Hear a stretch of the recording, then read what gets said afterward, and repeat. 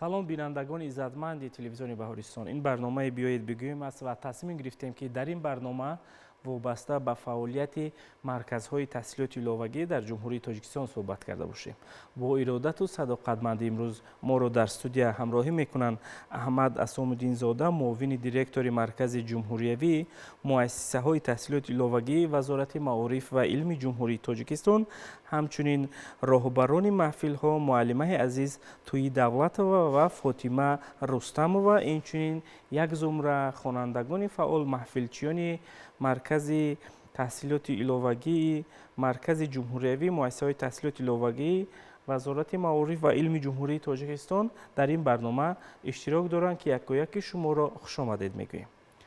Ба мо шумо маълум аст ки фаъолият кардани марказҳои таҳсилоти иловагӣ дар назди Вазорати маориф ва илми ҷумҳурии Тоҷикистон ва дар назди шуъбаҳои маорифи тамоми шаҳру ноҳияҳои ҷумҳурӣ гувоҳи он аст ки мо баъд аз соати дарси хонандагонро фаро мегирем ва фарохтар аз муассисаи таълимӣ онҳоро ба ҳунаромӯзӣ, ба дарсомӯзӣ, саводазхуд кардан ва дигар донишҳо бархурдор мекунем.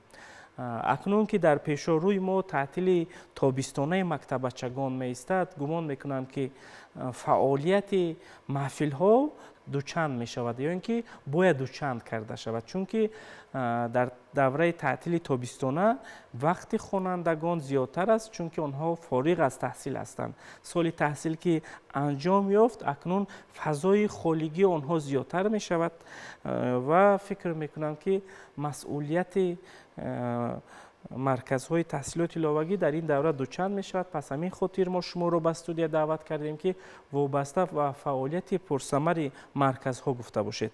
Марҳамат, суханро нахуст ба Аҳмад Асомуддинзода медиҳем. мехостем фаҳмида бошем ки дар ҷумҳурии Тоҷикистон айни замон чӣ қадар марказҳои таҳсилоти иловагӣ фаъолият мекунанд? Марҳамат. ташаккури зиёд. мехоҳам ёдовар шавам ки дар ҷумҳурии Тоҷикистон ба мақсади пурра намудани ҳамон дониши муассисавии хонандагони муассисаҳои таълимӣ марказҳои таҳсилоти иловагӣ фаъолият менамоянд. дар ҷумҳурии Тоҷикистон 84 муассисаҳои таҳсилоти иловагӣ имрӯзҳо фаъолият доранд ки дар онҳо 1866 маҳфилҳои равияҳои гуногун ба таълиму тарбияи хонандагон машғул ҳастанд. саломат бошед. таҳсилоти иловагӣ ин як ҷузъи таркибии соҳаи муҳими соҳаи маориф ба ҳисоб меравад, зеро маҳз муассисаҳои таҳсилоти иловагӣ метавонанд ҳамон майлу рағбати хонандагонро вобаста ба ҳамон равияву касбҳои гуногун бедор намоянд. яъне ҳам зинаи аввалине ки хонанда ҳамон донишҳое ки мехоҳад ё ҳам равияе ки мехоҳад дар оянда интихоб кунад, зинаи аввалини ҳамона дар муассисаҳои таҳсилоти иловагӣ мегирад, зеро маҳз дар муассисаҳои таҳсилоти иловагӣ интихоб ихтиёрӣ аст. ҳар як хонанда ихтиёран худаш мисол маҳфил ё ҳамон мақсад мароме ки дар қалбаш аст, дар дилаш дорад, ҳамон равияро худаш интихоб мекунад ва дар ҳамон равия дар оянда метавонад ки дар ҳамон касб интихоб кардаи худ дониши худа идома диҳад. бале, воқеан ҳамин гуна аст. чуноне ки шумо зикр кардед, маҳфилҳо ё ки амал кардани маҳфилҳо ва интихоби маҳфилҳо аз ҷониби хонанда аст, вобаста ба шавқ, ҳавас ва он касби ихтисосе ки он кас мехоҳад. гуфтед ки 84 марказ дар баъзе шаҳру ноҳияҳои мо 2-3 марказ фаъолият мекунанд ё ин ки чӣ аст? умуман дар тамоми шаҳру ноҳияҳо? албатта дар тамоми шаҳру ноҳияҳои ҷумҳурӣ дар вилоятҳо ин марказҳо мавҷуд ҳастанд ва дар вилояти Суғд, дар якчанд шаҳру ноҳияҳои вилояти Суғд, яъне дар ноҳияи Бобоҷон Ғафуров 7 марказ фаъолият мекунад, марказҳои таҳсилоти иловагӣ, ва дар шаҳри Панҷакин 3 марказ ва дар дигар шаҳру ноҳияҳо 1 марказ фаъолияти худро ба роҳ мондаанд ки пурра ҳамаи онҳо аз ҳисоби буҷети давлатӣ маблағгузорӣ мешаванд. тамоми фаъолиятҳо дар муассисаҳои таҳсилоти иловагии ҷумҳурӣ, яъне дар маҳфилҳо хонандагон ройгон ба ин маҳфилҳо ҷалб карда мешаванд. хонандагон аз синфи чанд фаро гирифта мешаванд? аз синфи 1-2 то?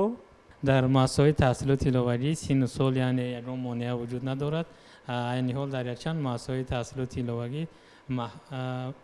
марказҳои инкишофи кӯдак, яъне то мактабӣ ҳам фаъолият мекунанд. сину сол дар марказҳо ягон چی نداره. محدودیت نیست. محدودیت نیست. بله، سلامت باشید. تشکر زیاد. میخواستیم اکنون فهمیده باشیم که افضلیت نسبت به کدام محفل ها است، زیادتر توجه به کدام محفل ها است، یا اینکه پایان سوال همین گونه می شود که در مرکزهای تحصیل تلاوگی کدام محفل ها امروز عمل میکنند؟ در مؤسسه‌های تحصیل تلاوتی جمهوری سالهای اخیر البته ما و شما مردم میدونیم در اساس اعلان کردن 20 ساله آموزش فنهای طبیعت شناسی دقیق و ریاضی و سالهای رشد اقتصادی رقمی و اینواسیون اعلان کردن سالهای 2025-2030 در این زمینه مؤسسه‌های تحصیل تلاوتی نیز در این روند فعالیت را به راه ماندن. بیشتر طلب در مؤسسه‌های تحصیل تلاوتی وابسته به تشکیل محفل‌ها وابسته به این رویه فنهای طبیعت شناسی دقیق و ریاضی سالهای اخیر زیاد رایج شده است و در یک سال اخیر که از طرف پیشوای معظم ملت پرزیدنت جمهوری تاجیکستان محترم امالی رحمان سالهای 2025 سالهای 2030 در پیامشان ارائه کردن، یعنی اعلان نمودن این سالها همچون سالهای رشد اقتصادی رقمی و اینواسیون در قریب که در همه مؤسسه‌های تحصیل تلاوتی جمهوری تشکیل محفل‌های رویه تکنیکی و ذهنی سنی به راه مانده شده است که وابسته به طلبات زمان بسیار هم موافق می باشد و خواهش خوانندگان هم در همین روند، یعنی در محفل‌های فن‌های دقیق یا فن‌های آموزش فن‌های زبان روسی و انگلیسی به نهایت زیاد است. در مؤسسه‌های تحصیل تلاوتی در قطار آموزش محفل‌های زبان روسی و انگلیسی آموزش دیگر زبان‌ها هم به راه مانده شده است و طلبات به این رویه و محفل‌ها به نهایت زیاد است. بله، سلامت باشید. تشکر زیاد برای ابراز نظر. می‌خواستیم اینجا معلم‌ها که اشتراک دارند همچون راهبری محفل‌ها صحبت کنند. مرحبا معلمه، نوبت رو به شما میدیم، وقت رو در اختیار شما میگذاریم. سلام و درود رو از نام خودم، از نام کل شنوندگان و مردم شریف تاجیکستان همه مؤسسه میرسانم که ما همچون آموزگار در محفل سخن در مرکز جمهوری تحصیلات علاوگی کار و فعالیت میکنیم. مدت 2 ماه می شود که محفل رو ما با ذمه گرفتیم. از همه چیزی بهترین برای شخص این زبان است. زبان دانستن این یعنی جهان رو دانستن است. واسطه زبان رو دانستن با محفل سخن رو تشکیل نمودیم که من در یک هفته 2 مرتبه، یک روزهای دوشنبه، چهارشنبه در محفل مرکز جمهوری تحصیلات علاوگی هفته 2 مرتبه در کتاب مخصوص کودکان جمهوری محفل سخن رو درس می آموزانم. یعنی سخن دانستن این یک چیزی از همه بهترین است که با واسطه سخن فکر و عقیده و فهمیش کودکان رو از خود میکنیم و چنانه که شاعر بزرگ محمد اقبال گفته است سخنگوی طفلک و برناب و پیر است، سخن را صالح و ماه نباشد. اگر سخن را بیشتر کودکان از خود کنند میتونن که در همه آزمون‌های جمهوری و شهری نطق خود را براتر و دانش و عقیده خود را بیان نمایند. برای همین ما کوشش میکنیم که همین محفل سخن را نه بلکه در مرکز جمهوری تحصیلات علاوگی شهر در همه محفل‌های جمهوری بیرون از شهر و منطقه همین محفل سخن را جاری نمایند که کودکان آینده جامعه هستند، فکر و عقیده خود را نسبت وطن دوستی و مهن پرستی بیان نمایند. سلامت باشید. گفتید که در مکتب مخصوص جمهوری نیز محفل دارید، یا اینکه خوانندگان به نزد شما میان یا شما میروید؟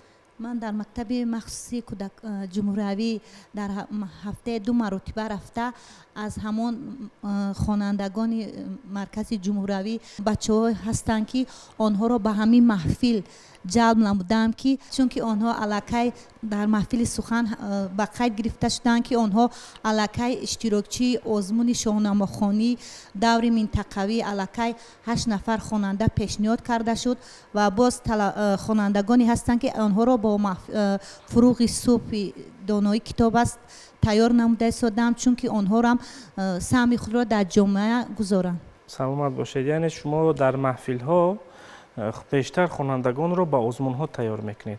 باز هم میخواستم اطراف فعالیت شما در مرکز جمهوریوی همچون محفل آرا صحبت کنیم. توجه چگونه است؟ مثلا کودکانی که در مکتب مخصوص جمهوریوی امروز درس میخونن، آموزش میگیرن، با ما و شما معلوم است که آنها از کودکانی هستند که آسیب پذیر هستند نسبتاً با جرم این یا آن، یا اینکه با مساعد نبودن محیط سازگاری خانوادگی به مکتب مخصوص جمهوریوی آمدن. نگاهشان چگونه است؟ چگونه مناسبت میکنند با آموزش؟ بله استاد گرامی، چون قید کردید آنها خوانندگانی هستند که از هر مؤسسه به طریق راه خط به اینجا خوانندگان وارد شدند. آنها نسبت همین محفل سخن به حد خرسند هستند، چون که آنها شوق و رغبت خود را در همین 2 ساعتی که من با آنها درس یا که مشغولیت میگذارم با تمام هستی و حسیاتشان بیان میکنن، با واسطه سوال جواب، با واسطه شعر و قرائت کردن، با واسطه متن را از خود کردن، فکر و عقیده آنها را بیان میکنم و کوشش میکنم که همین محفل ها در همتری مکتب های مخصوص زیادتر شود، چون که آنها از گرچنگ دل آزرده هستند. باید آنها را ما اصلاح کنیم و وارد جامعه گردانیم. سلامت باشید. تشکر زیاد. فکر میکنم که اون محفل ها، اون سخنانی که مثلا در محفل ها شما میگید از شاهنامه بزرگی ابوالقاسم فردوسی، یا اینکه شما آنها را با آثار بزرگانمان آشنا میکنید و روانه میکنید به آزمون جمهوریوی فروغ صبح دانای کتاب است، واقعا هم اندیشه آنها سالم می شود، سازنده می شود و برای راست روانه می گردند. برای ابراز نظر تشکر. می خواستیم معلمه فاطمه رستمова صحبت کنند و سوال همین گونه می شود که پیش از آن که شما وابسته به محفل زبان انگلیسی یا که آموزش زبان های خارجی روشن اندازید، می خواستیم فهمیده باشیم که عموما به اندیشه شما همچون یک آموزگار فرا گرفتن نسل امروز به محفل ها چی است؟ السلام علیکم با کل بینندگان و تماشابینان تلویزیونی بهارستان. گفتنی هستم که جلب خوانندگان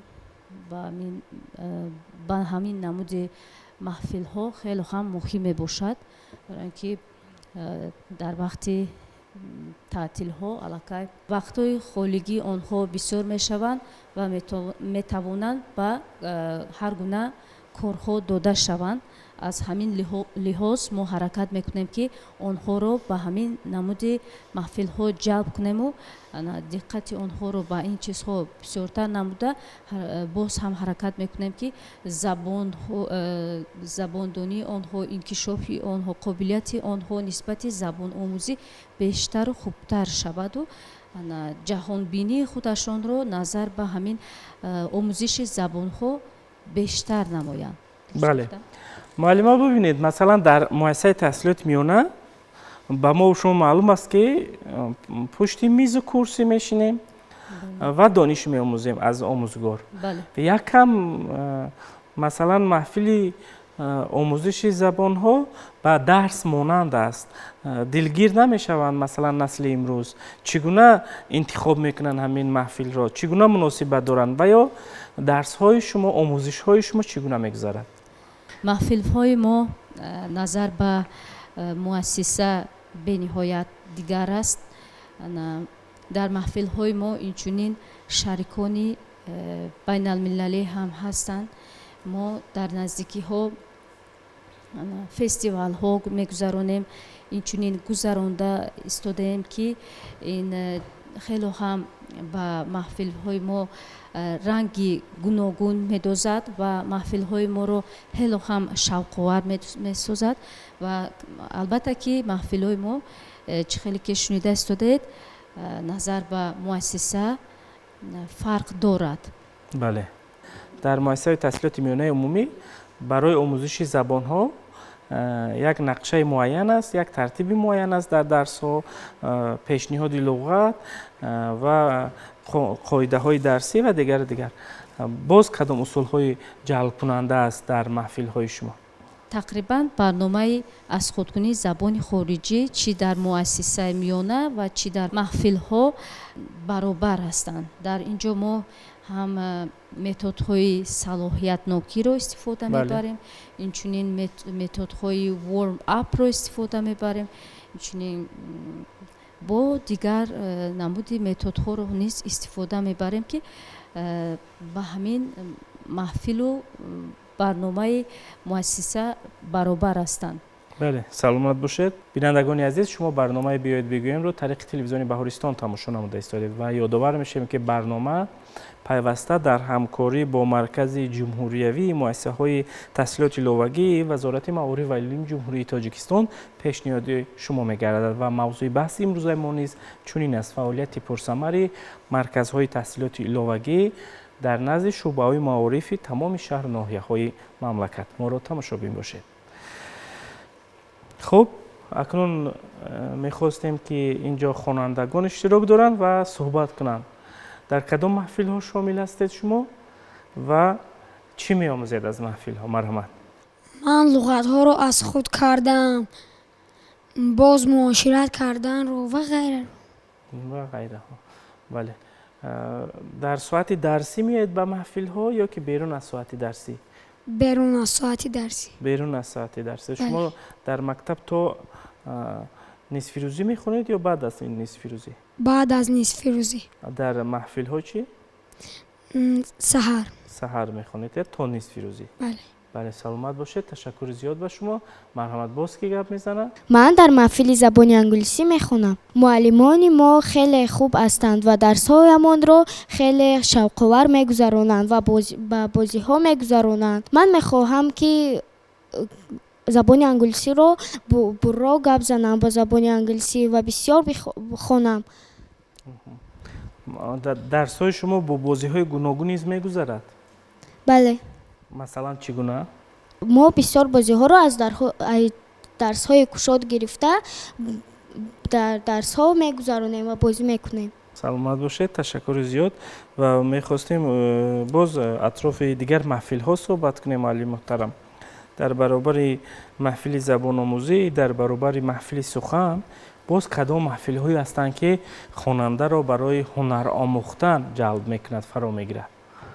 ва ҳастанд дар инҷа маҳфилҳои равияи падеи маҳфили рақс, маҳфили овозхонӣ ва чунки шумо дуруст қайд кардед, дар ҳар як муассисаи таҳсилоти иловагӣ қариб ки маҳфилҳои ҳунаромӯзӣ ва кадбонӯи беҳтарин фаъолият мекунад, чун барои дар оянда ба воя расидани як мисол насли ояндасоз як саҳми мубориз мегзорад.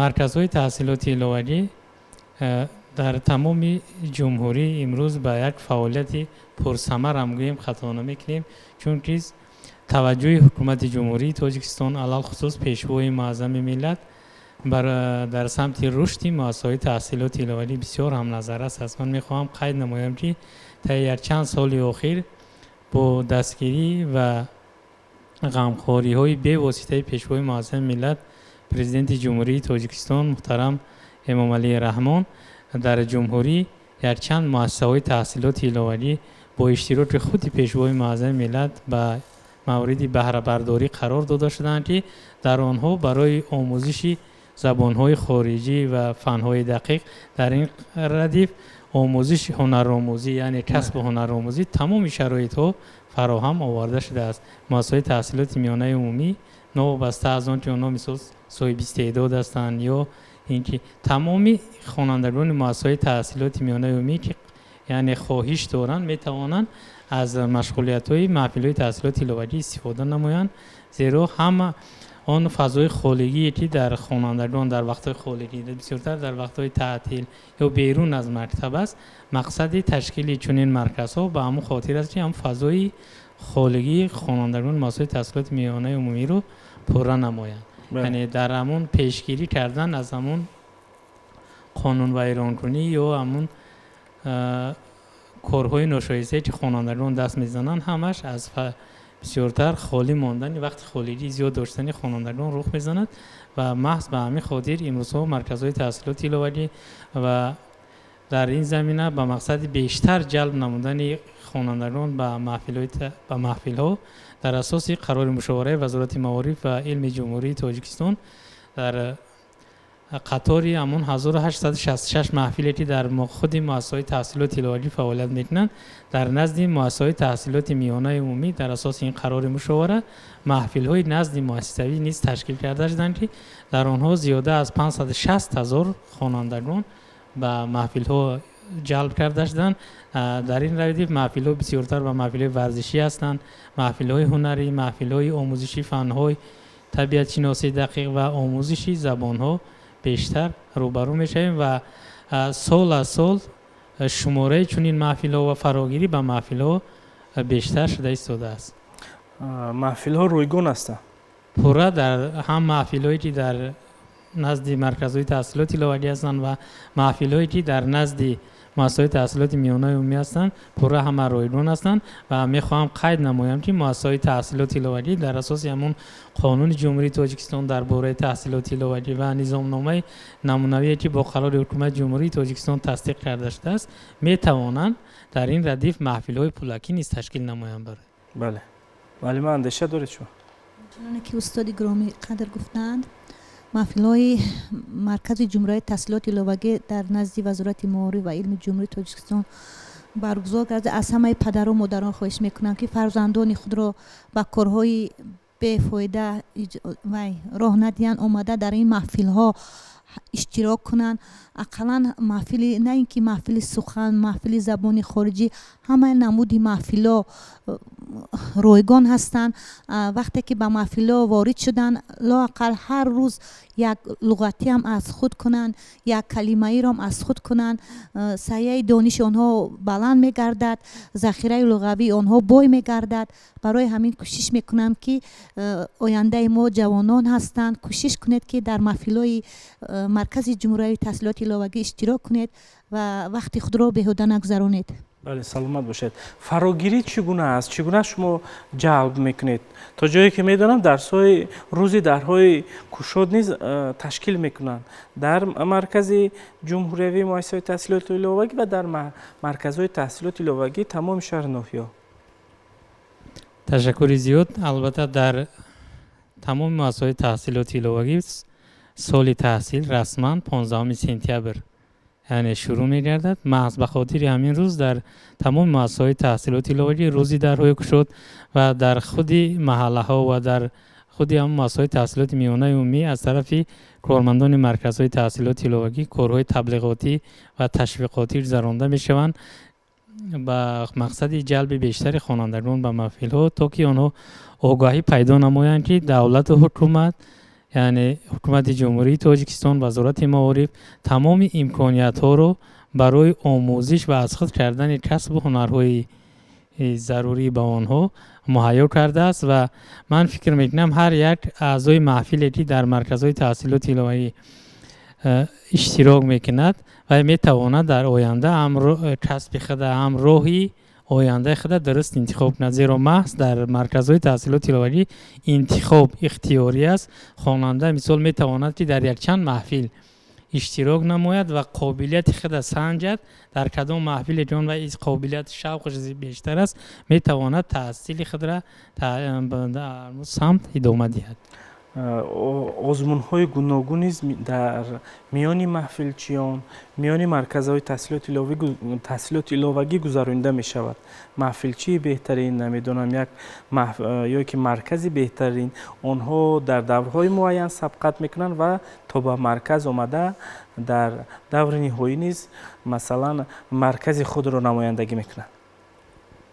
البته همه ساله طبق نقشه کاری از جانب مرکز جمهوری مؤسسه تحصیلات ایلاوگی به خاطر بلند برداشتن همون روحیه خوانندگان و آموزگاران آزمون‌های جمهوری از قبیل بهترین راهبر سازمان خوانندگان و آزمون جمهوری مسابقه جمهوری حربی ورزشی وطن پرور به مقصد بلند برداشتن حس وطن دوستی و وطن پرستی خوانندگان، مسابقه جمهوری شاهمات میانی همه خوانندگان مؤسسه‌های تحصیلاتی میانه عمومی و کارمندان ساحه معارف آزمون جمهوری نابغه نور است که این در سمت آموزش فن‌های طبیعت شناسی دقیق و ریاضی روانه کرده شده است. آزمون جمهوری اختراعکاران نور است که در رویه محفل‌های تکنیکی بیشتر خوانندگان که شوق ذوقشان در این رویه است اشتراک میکنند و میخواهم یادآور شوم که وابسته به اعلان گردیدن سال 2025 سال 2030 سال رشد اقتصادی رقمی و اینواسیون وزارت معارف و علم جمهوری تاجیکستان در همبستگی با اگنتی اینواسیون و تکنولوژی رقمی نزد پرزیدنت جمهوری تاجیکستان یک آزمون نوی ایده ایمن کلید فرد را راه اندازی نموده است که در این سالهای 2026 و 27 برگزار کرده می شود میان خوانندگان مؤسسه‌های تحصیلاتی میانه عمومی و اعضایان محفل‌های مرکزهای تحصیلاتی لاوری. همه این آزمون و آن فستیوال و مسابقه‌ای که گذرانده میشوند با امکانیت میدن که خوانندگان همون مهارت خودشان در سطح جمهوری سنجند، چون که این آزمون‌ها این مسابقه‌ها از یک چند دور یعنی دوره‌های مؤسسوی، ناحیوی، ولایتی و بعداً دور جنبستی اون دور جمهوری گذرانده میشود که آنها تا هم مهارت خودشان میسنجند و در همون رویه مثال سهم خودشان میگذارند. تشکر زیاد، سلامت باشید. واقعا همین گونه است که آزمون ها که از دور به دور میگذرد پخته تر میشود، جهانبینی محفلچیان زیاد میگردد و بهترین آزمون یا که مسابقه حربی ورزشی وطن پرور است که هر سال با یک شکوه شهامت خاصه تجلیل میگردد. اکنون میخواستیم گفته باشید که در سال 2026 کدام محفل های نو راه اندازی شد در مرکز جمهوری مؤسسه تحصیلات الهی که به واسطه شما فعالیت میکنید؟ چنانچه که قید نمودیم در دایره اعلان نمودن همون سالهای رشد اقتصادی رقمی و اینواسیون در مرکز جمهوری مؤسسه تحصیلات الهی در این زمینه محفل ذهن صنعی تشکیل کرده شده است و در این زمینه به دیگر مؤسسه‌های تحصیلاتی الهی در ولایت و شهر و ناحیه هستند توصیه داده شد که از این امکانیت‌ها استفاده نموده وابسته به تشکیل محفل‌ها در این رویه یعنی کارهای عملی رو به انجام رسانند. و چنانچه که به همگان معلوم است یعنی گذاشتن به حکومت الکترونی همین زمینش از همون مؤسسه تعلیمی و مرکزهای تحصیلات الهی شروع می شود، چون که همه این کار رو باید متخصص میکنند.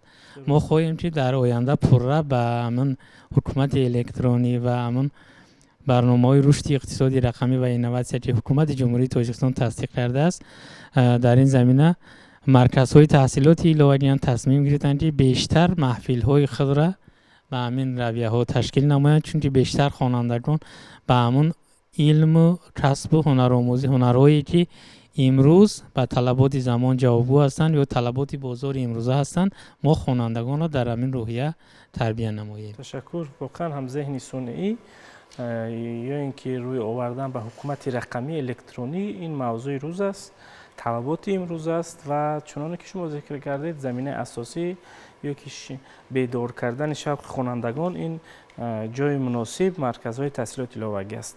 میخواستیم معلم ها صحبت کرده باشند که تا کدام اندازه از محفل ها نتیجه گیری کرده می شود؟ محفل سخن که درباره سخن دانستن، سخن رو بیان نمودن، فکری خود را بیان نمودن است. ما کوشش کرده شدیم که خوانندگانی که در محفل سخن هستند نمونه عبرت جامعه شوند. بله، سلامت باشید.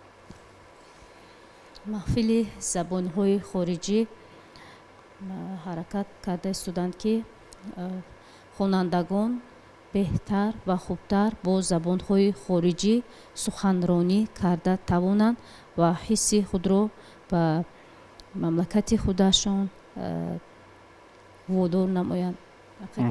نتیجه گیری چگونه میکنید از محفل ها؟ نتیجه گیری این اشتراک های در همه گونه آزمون هایی که از طرف وزارت معارف و علم جمهوری تاجیکستان تشکیل کرده می شود و چی از طرف مرکز جمهوری تحصیلات الهی ساخته می شود.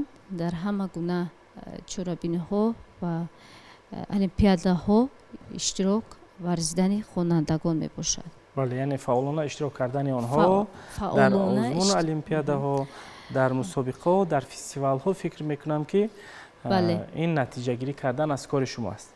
وابسته به نتیجه گیری نمودن یعنی دانشی همون اعضایان محفل های مرکزهای تحصیلاتی الهی میخوام قید نمایم که در اساس قرار مشاوره وزارت معارف و علم جمهوری تاجیکستان در یک سال 2 مرتبه یعنی هر یک محفلی که در مؤسسه تحصیلاتی الهی فعالیت میکنن نتیجه گیری کرده میشوند در اساس اتستاسیه های جاری و جنبسته که گذرانده میشوند از طرف خود همون مؤسسه تحصیلاتی الهی. یعنی با فعالیت هر یک محفل در اساس همین قرار مشاوره و نظامنامه‌ای که تصدیق شده است اتستاسیه های جاری و جنبسته گذرانده میشود و سال سوم که در تو مهلت تحصیل در مؤسسه تحصیلاتی الهی 3 سال است و هر یک سال 2 مرتبه از دانش و همون آموزشی که اعضایان محفل از مشغولیت ها میگیرند هر نیم سال پس نتیجه گیری کرده می شود و میخواهم قید نمایم که ما در عرفه یعنی انجام سال خوانش قرار داریم. با پدر و مادران و والدین عزیز که ما رو میبینند توسط این شبکه تلویزیونی درخواست به عمل میآورم که رو به مرکزهای تحصیلاتی الهی بیارن، بگذارم خوانندگان فضای بیشتری وقتشون یعنی وقتهای خارجی خود در همون اشتراک در با اشتراک نمودن در محفل‌های مرکزهای تحصیلاتی الهی امروز در سطح جمهوری بسیار هم یک فعالیتی پرثمر دارند و مرکزهای تحصیلاتی الهی دوام سال پر فعالیت میکنن، مخصوصا در دوره تعطیل تابستانه. اگر ما مقایسه کنیم اعضای محفل هامون در دوره درسی و دوره تعطیل، در دوره تعطیل بسیارتر یعنی شوقمند خواهشمندا زیاد میشوند، چون اونا فارغ از درس مکتبی هستن، وقت خالی بیشتر دارن. اینجا محض که پدر و مادر جامعه میتواند که تبلیغ نه تشویق نه طور که همه مردم همه اهالی یعنی والدین ما رو به مرکزهای تحصیلاتی الهی بیارن و از همون امکانیت و دستاوردهایی که حکومت جمهوری تاجیکستان علل خصوص پیشوای معارف پروری ما پیشوای معظم ملت پرزیدنت جمهوری تاجیکستان محترم امام علی رحمان بهر رشد و آینده درخشان نسل نورست امروز مهیا کرده است توسط مرکزهای تحصیلاتی الهی از همون امکانیت‌های حکومت بهره ور شوند. سلامت باشید. تشکر زیاد. السلام علیکم. من ابراهیم زاده عزت صنف 5 در گیمنازیا به نام اسدالله غلاموف تحصیل میکنم. من در محفل زبان انگلیسی را میخواهم خیلی خوب آموزم. معلمای ما به ما درس‌های خیلی خوب میگذراند. من میخواهم زبان انگلیسی را تا آخر آموزم. میخواید با پرگی زبان انگلیسی را آموزید و سخنگوی شوید، یعنی با زبان انگلیسی سخن گفتن رو آموزید، از خود کنید. بله. ما با شما برار میخوایم. تشکر که در محفل ها شامل میشید و دانش خود رو صقل میدید. چه اندیشه است؟ السلام علیکم. من صابرزاده علیمه خواننده صنف 5 گیمنازیا به نام اسدالله غلاموف ناحیه اسماعیل سامانی شهر دوشنبه می باشم. من در محفل زبان انگلیسی اشتراک میکنم و من به همسالان خود توصیه میدهم که به همین محفل آمده خیلی زبان‌های خارجی را آموزند. نه تنها زبان معلمای ما نه تنها زبان انگلیسی بلکه روسی و آلمانی، فرانسوی و غیره را می‌آموزند. من به همسالان خود توصیه میدهم که آمده به این محفل اشتراک نمایند. آفرین. تشکر. سلامت باشید بینندگان عزیز. موضوعی که پیشنهاد کردیم فعالیت مرکزهای تحصیلات الهی بود و گمان میکنم که از صحبت امروزه اندیشه های امروزه به خود غذای معنوی گرفتید و با ارادت در برنامه امروزه ما اشتراک کردن احمد اسام‌الدین زاده معاون دیرکتور مرکز جمهوری مؤسسه تحصیلات الهی وزارت معارف و علم جمهوری تاجیکستان و راهبران محفل ها معلمه های عزیز توی دولت و راهبر محفل سخن و فاطمه رستم و راهبر محفل زبان انگلیسی و همزمان یک زمره محفلچیان خصوصا از محفل زبان انگلیسی در برنامه ما اشتراک کردند و تشکر که آمدید و در همین جا با صحبت امروزه نکته میگذاریم. گمان میکنیم که بیننده عزیز تلویزیون بهارستان از سخنان شما غذای معنوی میگیرد و وقت خود را پرثمر استفاده میکند و روی به محفل‌های مرکزهای تحصیلات ایلاوگی تمام شهر و ناحیه‌های مملکت می‌آورد. بینندگان عزیز، این بود برنامه بیایید بگوییم. خیر، تنصیحت خانواده باشید.